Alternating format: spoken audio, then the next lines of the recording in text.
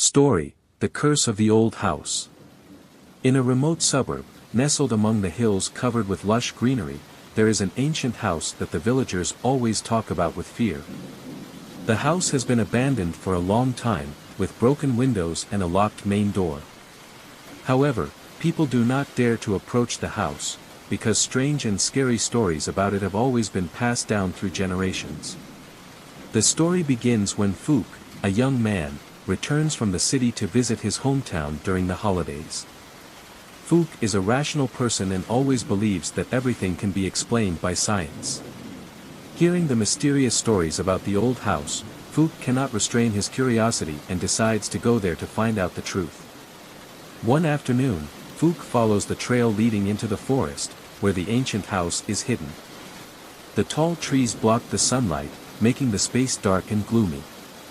Fook stepped into the house, feeling the coldness that enveloped it.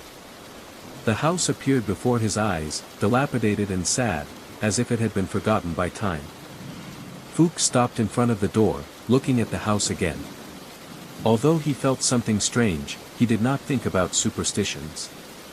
He pulled the door open and entered. Inside the house, everything seemed to have been abandoned for a long time. Dust and cobwebs covered the corners of the walls. The old wooden chairs were eaten by termites, and the paintings hanging on the walls had faded over time. But what made Fook feel uneasy was a large table in the middle of the room, on which was a small wooden box, meticulously carved with strange patterns. Fook could not take his eyes off the box. He approached and opened the lid. As soon as the lid was opened, a cold wind blew through, causing the oil lamps in the room to burn strangely stronger. Inside the box was a silver necklace, with a shiny black gemstone in the center. As Fook picked up the necklace, a strange feeling surged within him, as if some force was pulling him into another world. Suddenly, the room around Fook began to change. The paintings on the walls suddenly came to life, and blurry faces appeared and stared at him. A soft laugh rang out from somewhere in the space, giving Fook goosebumps. He turned around, but saw no one. It felt like someone was watching him from behind. Fook began to feel short of breath, and a voice rang out from the silent space, "You have awakened the curse." When Fook looked around, the room seemed to no longer be the one he had just entered.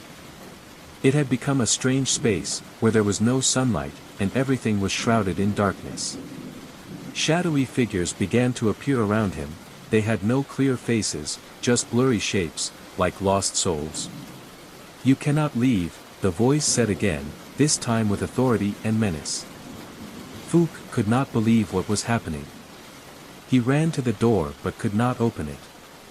The main door was locked, and the walls around him began to tighten, as if trapping him in this space. He turned back to look at the box, where the necklace still lay, and the strange images in the room began to return. The figures kept moving, and Fook felt like he was being pulled into an endless nightmare. Once again, the voice said, this time it seemed like a final warning, "It is too late. You cannot leave." Fook ran towards the window, intending to break the glass to escape. But when he looked outside, the house seemed to have disappeared, replaced by a gloomy forest with black shadows and an eerie silence. He turned back to look at the box and the necklace. A faint green light emitted from the gem, and suddenly, he felt like he was being pulled into a vortex. When he opened his eyes again, he was no longer in the old house. He was standing in the middle of the forest, surrounded by ancient graves. The gravestones were covered with green moss, and the space was filled with an eerie silence. Fook felt cold, and once again, the voice rang out, but this time, from the graves around him. "Welcome to this place," the voice came from all the graves, as if the whole forest had come to life. "You have released the curse, and now, you will be a part of it." Fook tried to run, but each step felt heavy, as if something was pulling him to the ground. He collapsed, and when he looked up, blurry figures began to appear, dragging him into eternal darkness. When Fook woke up, he was lying on the ground outside the old house. Everything had returned to normal, but the cold feeling still did not leave him. He did not dare to return to the house again, and for the rest of his life, when he looked in the mirror, he always felt invisible eyes watching him, as if the curse of the old house still haunted him.